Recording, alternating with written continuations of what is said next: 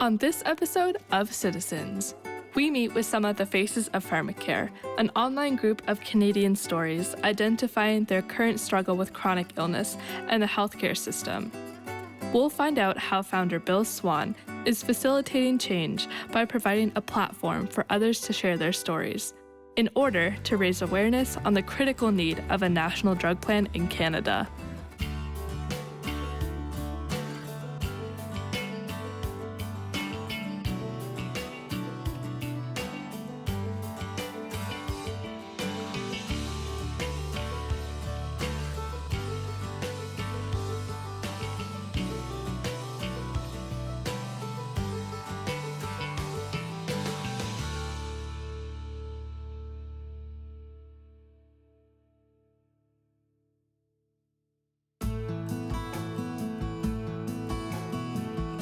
Last time on Citizens, we discovered the origins of the Faces of Pharmacare group and learned that the implementation of a national drug plan would not only save money, but it would save lives as well.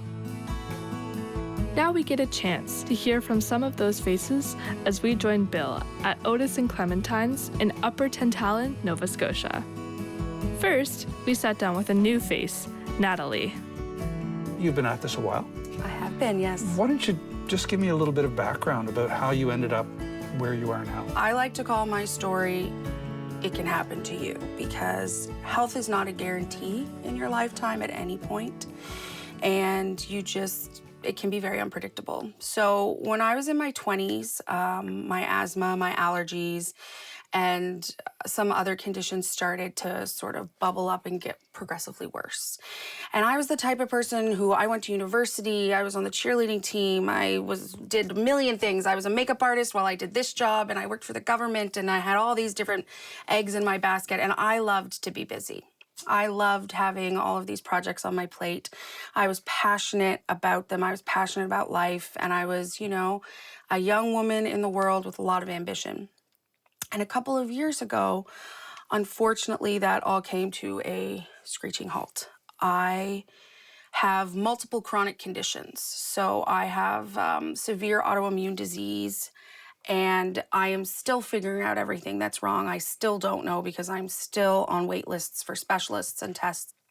So I lost my job because I missed too much time. I was actually looked at, and I'm not going to say who it was, but in the organization I worked for the Department of Health and Wellness within that organization.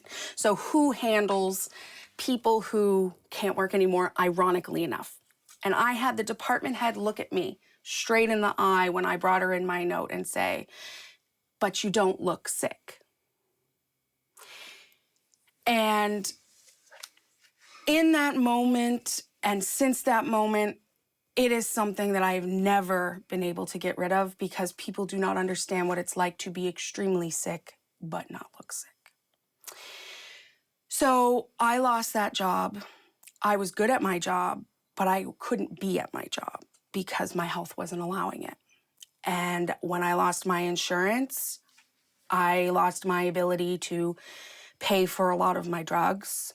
I lost my ability to support myself. I lost my ability to strive for the goals of things that I wanted to achieve from my life. And at 33 years old, at the time I was 31, when your doctor looks at you and says, "Natalie, you just have to stop. You can't keep going like this. If you keep going like this, you won't be able to keep going." People die from asthma attacks. People die from these chronic infections that your body can't fight. And if you push yourself and you don't stop, that's what's going to happen. And I had to stop. But one thing that you don't realize is, as a 33-year-old woman, now that I'm sick and I don't know if I can afford my medications, can I have children? My one drug is over $48,000 a year. So managing several conditions at once, it is a full-time job. I can't work even if I tried because I'm exhausted from treatment. I'm exhausted from medications. I'm exhausted from going to a different doctor's appointment every day and the tests. Like, I probably average 3 appointments minimum a week, not including blood work and testing and phone calls. And, you know, there's a term I heard recently, and it's called slacktivism. And what it is it's people on the internet, for example, who see stories and make all these negative comments or cause a fuss, but they don't really actually educate themselves and do anything. That's right. They just have these very strong opinions. And a lot of times, I've been interviewed, and I would get read the comments about people talking about how lazy I am and making comments about my weight and my physical appearance, and maybe I should eat better, and, well, maybe she should have went to the gym 10 years ago, and all of these things. And I'm like, you don't get it. You have no This concept. has nothing to do with a segment of the population being lazy. This is a segment of the population that is sick. Yep. These assumptions we make about this segment of population that is disabled, that is sick, and equating that with some sort of social laziness, like they're leeching off the system, like they're leeching off pharmacare. No, they are not the problem. The problem is the people who don't want to help those people. That's right. That's right. I would say in our province specifically, we have a real issue with understanding that everything is connected. So the pharmacare is connected to the ER, is connected to the long-term care beds, is connected to the how soon you get into the allergist. This is connected. It is not, they're not 4 different building blocks. They're all connected like Lego. Absolutely. And that is a huge problem that people do not understand, or I don't know who doesn't understand it. I understand it. You understand it. The people in the system they don't listen to understand it. But it seems like the politicians just don't seem to grasp this concept. Because if I have the drugs I need, I'm not going to the ER. I can manage myself at home. Or I can wait until Monday to call Dr. LaQuesta. Yep. I can't do that if I don't have the drugs that I can take. We have to get to a place where society is only as strong. I did not come up with this, obviously, but society is only as strong as the weakest in it that we take care of. And you could be that weakest person very easily. I did not think I was going to be somebody who has disabilities, who is reliant on social health care, who is reliant on pharmacare, who really struggles to pay for some of these medications. Yep. Who wants to be in that situation? Who is voluntarily going to put themselves in that situation? Anybody who thinks that, they need to be institutionalized, because that just is not, that's just not a situation you want to be in. Yeah. Yep. And in Canada, it's not a situation anyone should be in, right? Absolutely. And you can be a young person with all of the vim and vigor, with all of those dreams and the hopes and the drive to contribute. And why I say my story is about it can happen to you, it can happen to anybody, is because it's easy to sit there and with private health insurance or whatever and think you're protected. But until you get sick, you don't really realize how predatory, A, the insurance companies can be, B, your employer will be, and C, society can be. Next up on Citizens, we hear from one of the first Faces of Pharmacare and find out how Bill's compassion and support has helped him with his struggles with chronic illness.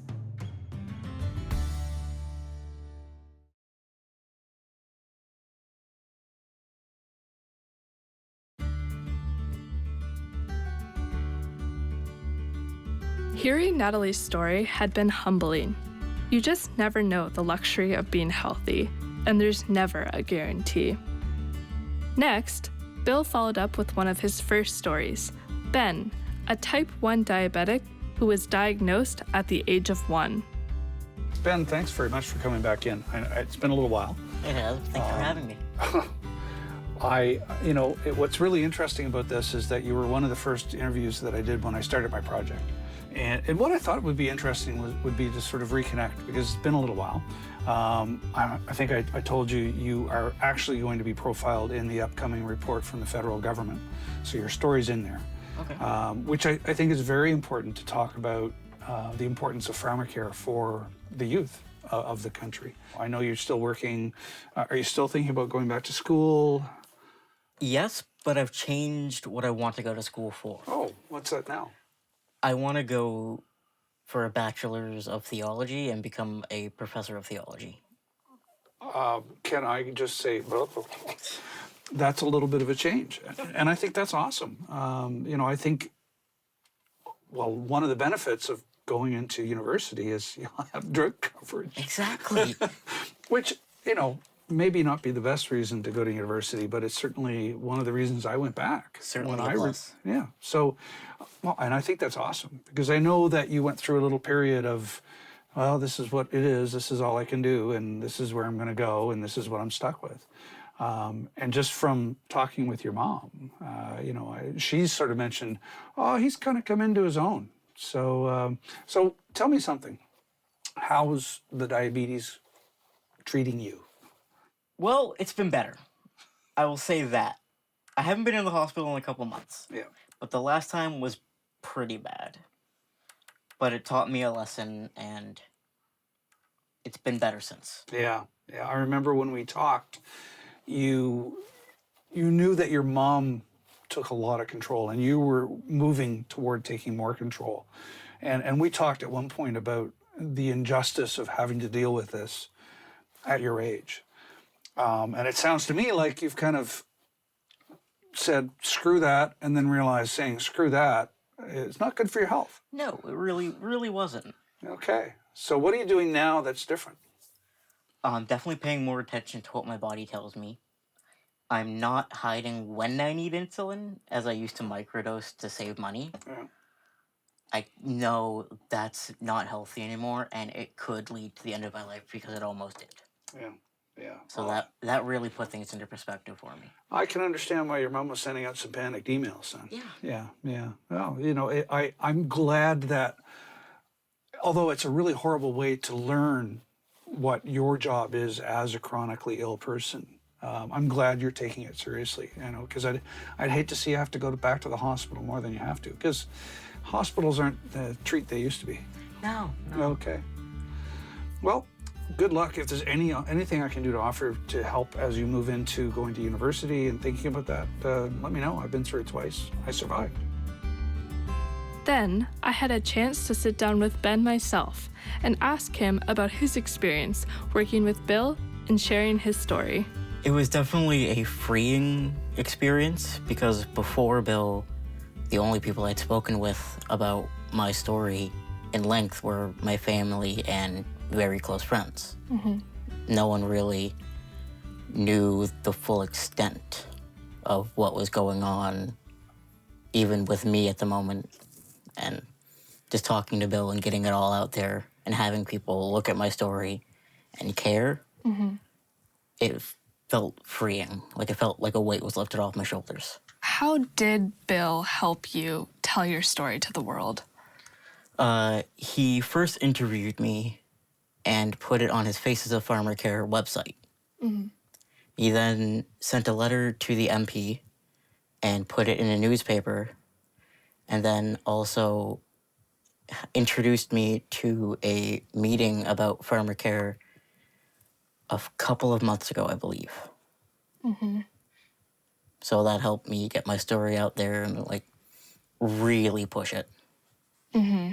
How does it make you feel knowing now that your story has reached many more people and has gone beyond speaking to just your friends and your family? It feels good in a way that I can help people and encourage them to come forward with their stories as well. Mm-hmm. Because when I was younger, I didn't feel comfortable coming forward with my story. I felt like not everyone would understand. But I hope that my story at least helps one person to come forward and share their story and helps somebody do something about it. Where do you hope to see the future with people that have chronic illnesses? My hope for the future is that we can walk into a pharmacy with a prescription, pay for it, and walk out without having to worry about anything else. Mm-hmm. That's my hope for the future. That's all I can really hope for. Mm-hmm. I also hope that diagnoses become clearer. Drugs aren't limited to people with certain diseases. Mm-hmm. Things like that. Mm-hmm. How do you think we can go about doing such complex things, or what seem to be such complex things? I think a national pharmacare plan would definitely help. Eliminating some of the bias in the system towards chronically ill people who don't look chronically ill would help as well. I think that'd be a great help in general. So continuing to share these stories with the public is where we need to go. Yes, I agree. How do you think Bill is doing with his Faces of Pharmacare? I think he's doing a very good job. He's gotten a very large library of stories since I was interviewed by him. And everyone has different experiences, and he's doing his best to cover them all, and I think he's doing an amazing job. And why do you think he's been so successful? Because he cares. He truly and deeply cares about his fellow person, and I think that's what makes him so successful in getting these stories out. And he's so passionate in everything he does that I don't think he'd quit until something happened. Next up on Citizens. A new face gets added to the Faces of Pharmacare. My mom.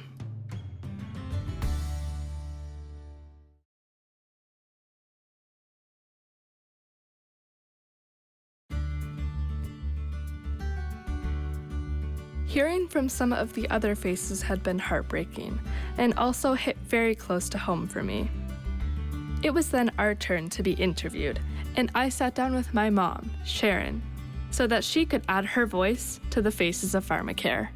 So Sharon, maybe you can give me an idea of how you ended up in the position you're in now. Well, it all started with a sinus infection in 2004. That's actually how it started.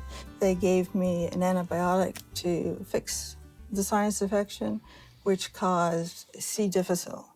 And so bells were going off. Why is it so hard to this healthy person?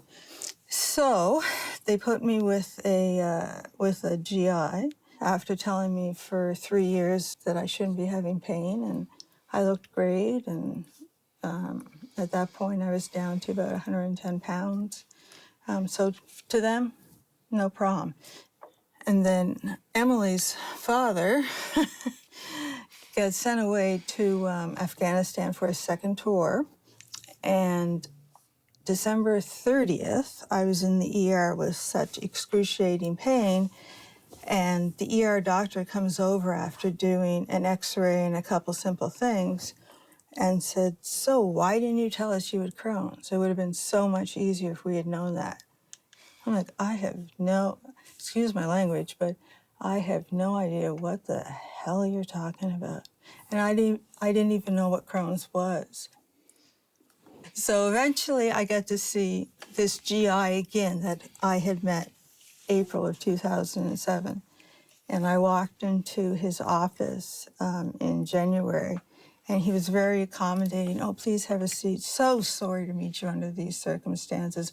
Looks like you're going to have a surgery. Going to try to put it off until her father got home from Afghanistan in September." And I just sat there going, And then I said, "Dr. So-and-so, we've met before."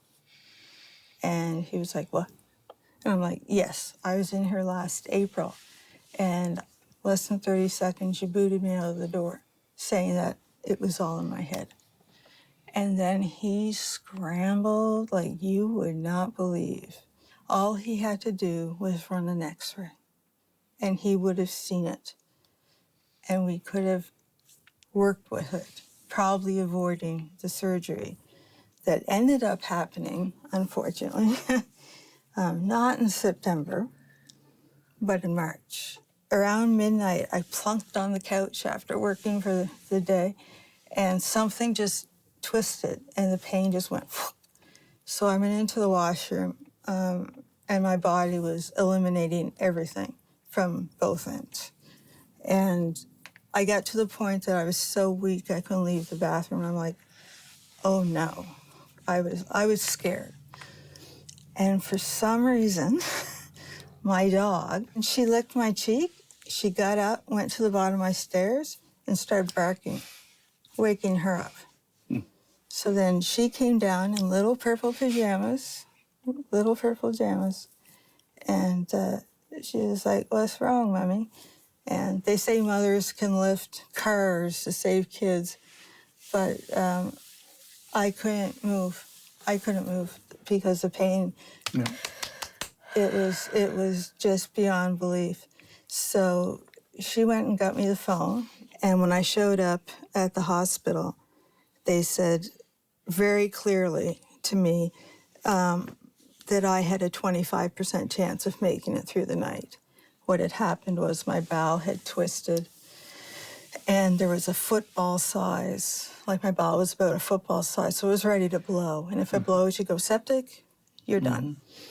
And then we just sort of went through the years and ups and downs with flares here and there and wherever.